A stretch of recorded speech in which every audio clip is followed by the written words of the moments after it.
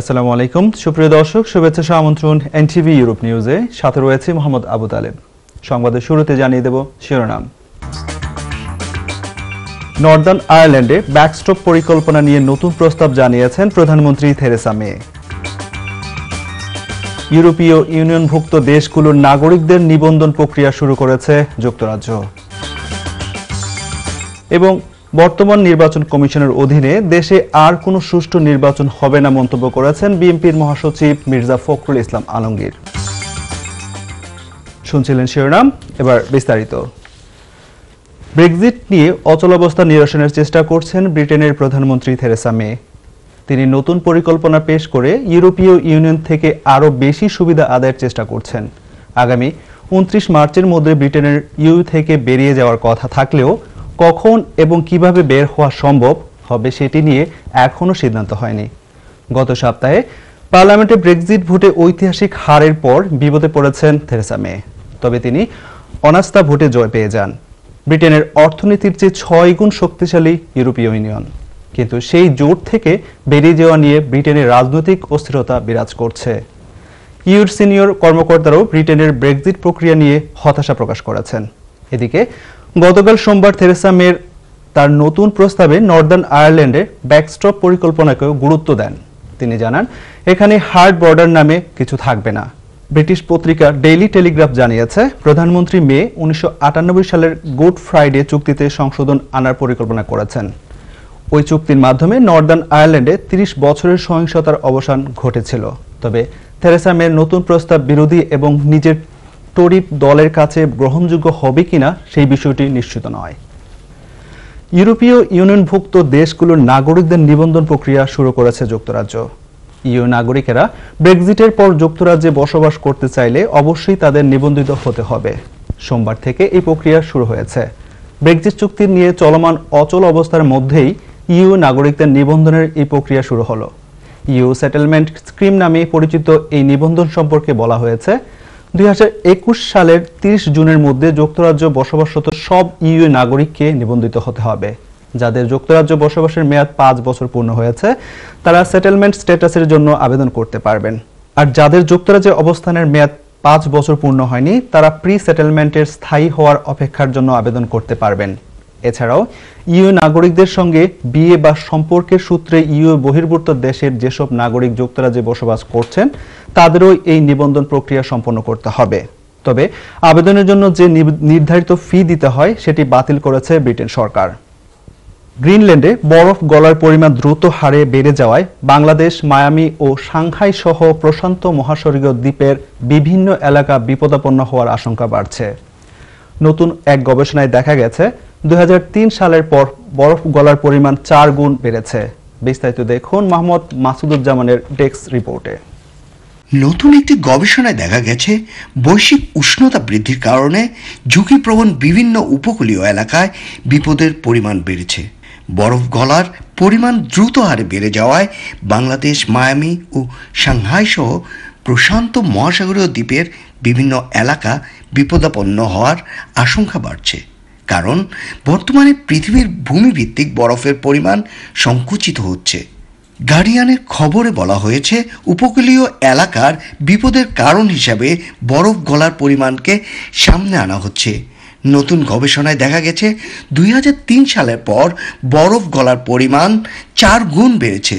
Ohio state ইউনিভার্সিটির জিওডাইনামিক্স বিভাগের অধ্যাপক ও গবেষণাটির প্রধান লেখক মাইকেল ব্যাভিস বলেছেন, আমরা জানতাম কিছু বড় হিমবাহ থেকে বরফ গলার হার বৃদ্ধির বিষয়টি আমাদের একটি বড় সমস্যা, কিন্তু এখন আমরা একটি দ্বিতীয় গুরুত্বপূর্ণ সমস্যা চিহ্নিত করেছি। ক্রমবর্ধমান হারে বড় আকারে বরফপিণ্ড পানির সঙ্গে চলে যাচ্ছে, যেটি নদীর মাধ্যমে সাগরে প্রবাহিত হচ্ছে। নতুন এই গবেষণায় বলা হয়েছে, গ্রিনল্যান্ডের দক্ষিণ পশ্চিমাঞ্চলে আগে উপকূলীয় শহরগুলোর জন্য বিপর্যয়ের কারণ হিসাবে দেখা হয়নি, কিন্তু এখন এটি ভবিষ্যতে সমুদ্রপৃষ্ঠের উচ্চতা বৃদ্ধির জন্য সহায়ক হয়ে দাঁড়াবে। Mohammad Masuduzzaman, NTV Europe news desk. একাদশ জাতীয় সংসদ নির্বাচনে বিজয় এবং দেশের সুনাম অক্ষুণ্ণ রাখতে সকলকে সতর্ক থাকতে বললেন ইতালি আওয়ামী লীগের সাধারণ সম্পাদক হাসান ইকবাল। ইতালির রোমে তুস্কুলানা আওয়ামী লীগের আয়োজনে বিজয় উৎসব ও সাংস্কৃতিক অনুষ্ঠানে তিনি এই কথা বলেন। বিস্তারিত জানাচ্ছেন আমাদের ইতালি ব্যুরো প্রধান মনিরুজ্জামান মনির। একাদশ জাতীয় সংসদ নির্বাচনে আওয়ামী লীগের নিরঙ্কুশ বিজয় ও শেখ হাসিনার চতুর্থবার প্রধানমন্ত্রী হওয়ার গৌরব অর্জনে ইতালির রোমে তুস্কুলানা আওয়ামী লীগের আয়োজনে অনুষ্ঠিত হয়েছে বিজয় উৎসব ও সাংস্কৃতিক অনুষ্ঠান। বিজয় উৎসবে প্রধান অতিথির বক্তব্যে ইতালি আওয়ামী লীগের সাধারণ সম্পাদক হাসান ইকবাল বলেন, দেশ বিরোধীদের দেশে কোনো অবস্থান নেই, এখন তারা চাইবে দেশের বাইরে থেকে এই বিজয় এবং দেশের উন্নয়নকে বিনষ্ট করতে। তিনি জানান, দেশের উন্নয়ন ও অর্থনৈতিক মুক্তিতে প্রধানমন্ত্রী শেখ হাসিনার কাছে প্রবাসীদের অবস্থান সুস্পষ্ট। দেশের মাটিতে কিন্তু জামাত বিএনপির কোনো আর অস্তিত্ব নাই। তারা এখন যাচ্ছে দেশের বাইরে বাংলাদেশের একটু বদনাম করার জন্য। এইটার জন্য আমরা যারা প্রবাসে আছি আমরা সর্বদাই প্রস্তুত থাকবো। মাননীয় প্রধানমন্ত্রী দেশের মানুষ বলে বাংলাদেশে দুই জায়গায় দেশকে স্বাধীন করার জন্য এবং দেশকে সুন্দরভাবে পরিচালনার দুইটি ভাগ আছে। একটি হচ্ছে যারা স্বাধীনতা এনে দিয়েছেন, বাংলাদেশকে মুক্তিযুদ্ধ করে তারা দেশকে স্বাধীন করে দিয়েছেন, আর আমরা যারা প্রবাসে আসি দেশকে সুন্দরভাবে পরিচালনার জন্য আমরা প্রবাসে থেকে দেশকে পরিচালনা, দেশকে অর্থনৈতিকভাবে এগিয়ে যাচ্ছি। এটা কিন্তু আমাদের অনেক বড় অবদান। তুস্কুলানা আওয়ামী লীগের সভাপতি জহিরুল ইসলাম বলেন, এই বিজয় দেশের মানুষ 41 সালে উন্নত রাষ্ট্রে পৌঁছে দিবে। আমরা 41 পর্যন্ত এই বিজয় ধরে রাখবো ইনশাআল্লাহ। নতুন জাগরণকে আমরা এই অনুরোধ করব, আমরা যেন এই ঐক্যবদ্ধভাবে বিদেশের প্রবাসী থেকেও আমরা বাংলাদেশকে সাহায্য করতে পারি। তুস্কুলানা আওয়ামী লীগের সাধারণ সম্পাদক আব্দুস সাত্তারের পরিচালনায় বিজয় উৎসবে আরো বক্তব্য রাখেন ইতালি আওয়ামী লীগের কামরুজ্জামান মন্টু, আবু তাহের, মাহবুব আলম প্রধান, যুবলীগের আলাউদ্দিন শিমুল, রোম মহানগর আওয়ামী লীগের সভাপতি শেখ মামুন ও অনলাইন বঙ্গবন্ধু ঐক্য পরিষদ ইতালি শাখার সভাপতি এনায়েত হোসেন বিপ্লব সহ তুস্কুলানা আওয়ামী লীগের নেতৃবৃন্দ। এছাড়াও উপস্থিত ছিলেন শ্রমিক লীগ, মহিলা আওয়ামী লীগ সহ অন্যান্য আওয়ামী সংগঠনের নেতাকর্মীরা। পরে ইউরোপের কণ্ঠশিল্পী শাহনাজ সুমি সহ স্থানীয় শিল্পীরা সাংস্কৃতিক অনুষ্ঠান পরিবেশন করেন।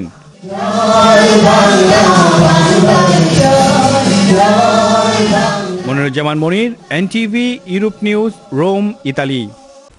দর্শক, এবার কমিউনিটি প্রসঙ্গ। বিএনপির ভারপ্রাপ্ত চেয়ারম্যান তারেক রহমান গত শনিবার হোয়াইট চ্যাপেলস্থ লন্ডন মহানগর বিএনপির কার্যালয় পরিদর্শন করেছেন। এ সময় তাকে কার্যালয়ে স্বাগত জানান লন্ডন মহানগর বিএনপির সভাপতি মোহাম্মদ তাজুল ইসলাম, সাধারণ সম্পাদক আবেদ রেজা, সাংগঠনিক সম্পাদক খালেদ চৌধুরী। উপস্থিত ছিলেন বিএনপির আন্তর্জাতিক সম্পাদক মাহিদুর রহমান, যুক্তরাজ্য বিএনপির সভাপতি এম এ মালিক, সাধারণ সম্পাদক কয়সর এম আহমেদ সহ অনেকে। এ সময় তারেক রহমান দলীয় কার্যালয়ে প্রশিক্ষণের মাধ্যমে দক্ষ সংগঠক হিসাবে গড়ে ওঠার তাগিদ দেন এবং আগামীতে সংগঠনকে শক্তিশালী করার প্রতি জোর দেন।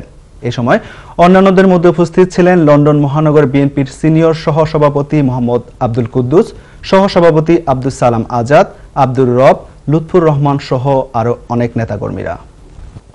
বঙ্গবন্ধু ফাউন্ডেশন কেন্দ্রীয় কমিটির সভাপতি, সিলেট 1 সদর থেকে নির্বাচিত সংসদ সদস্য ডক্টর এ কে এম মোমেন বাংলাদেশ সরকারের পররাষ্ট্রমন্ত্রী নির্বাচিত হওয়ায় আনন্দ সভা অনুষ্ঠিত হয়।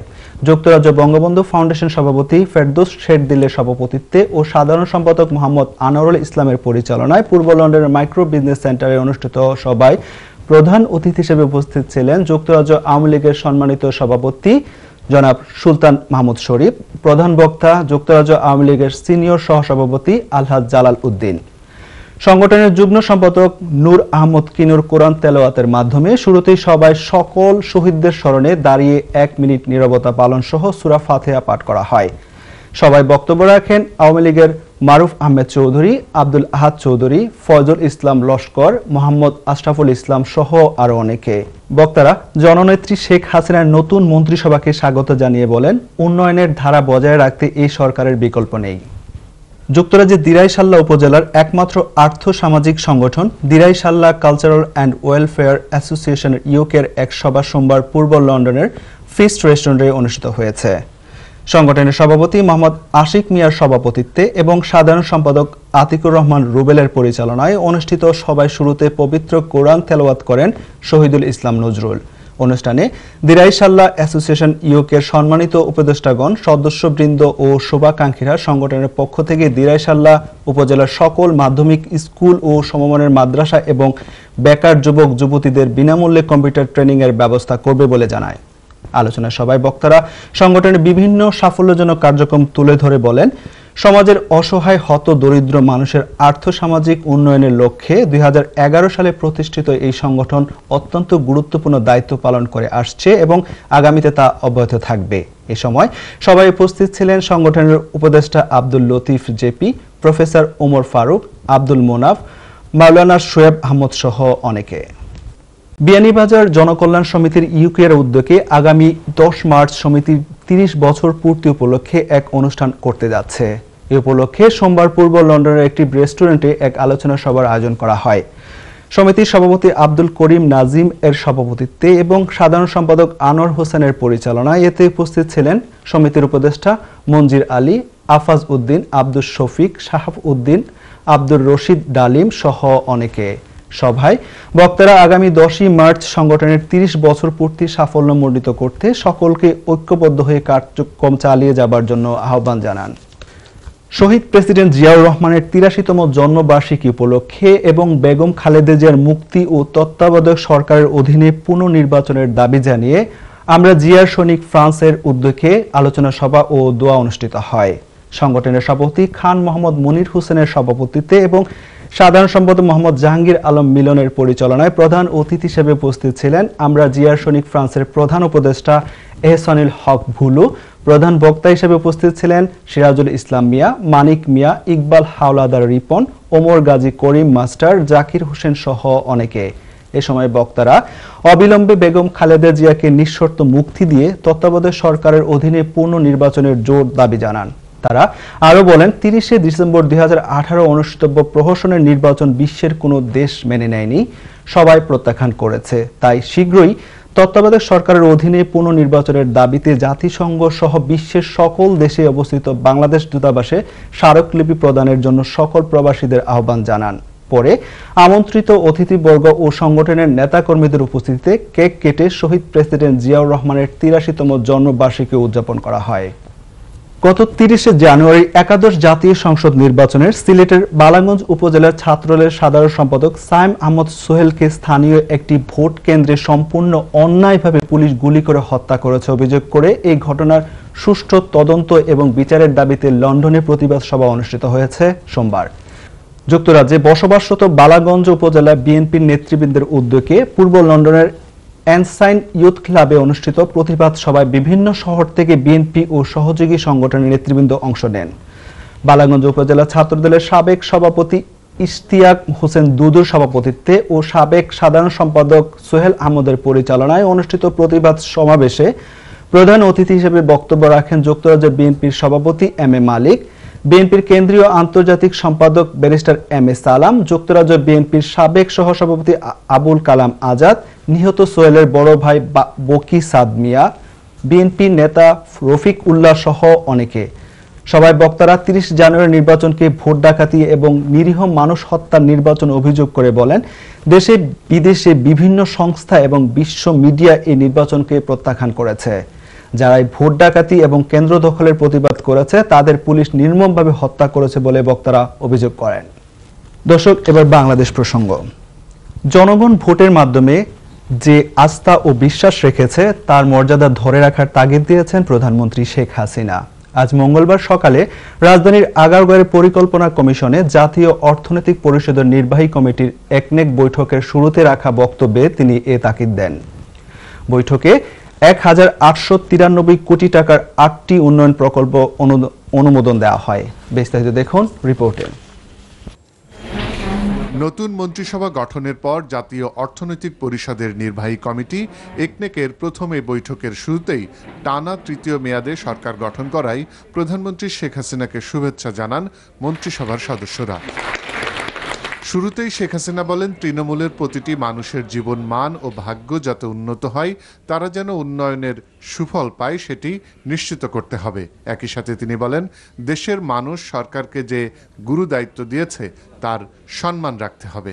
যে গুরু দায়িত্বটা জনগণ আমাদের উপরে দিয়েছে, আমি মনে করি এটা আমাদের একটা জনগণ যে আস্থা বিশ্বাস এবং জনগণ যে আমাদের উপরে যে দায়িত্বটা দিল, এটা তাদের সেই বিশ্বাসের মর্যাদা যেমন আমাদের দিতে হবে এবং তাদের জীবন মান যাতে উন্নত হয়।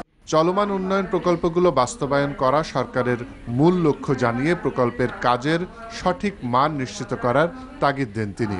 আর প্রকল্প বাছাই ও বাস্তবায়নে আরও যত্নবান হওয়ার আহ্বান জানান। আবার যে 5 বছরের জন্য নির্বাচিত হয়ে আমরা ক্ষমতা আসলাম, সরকার গঠন করলাম এবং এরপর আপনারা নিশ্চয়ই দেখেছেন একটা মন্ত্রিপরিষদ একটু নতুনভাবে ঢেলে সাজিয়েছি।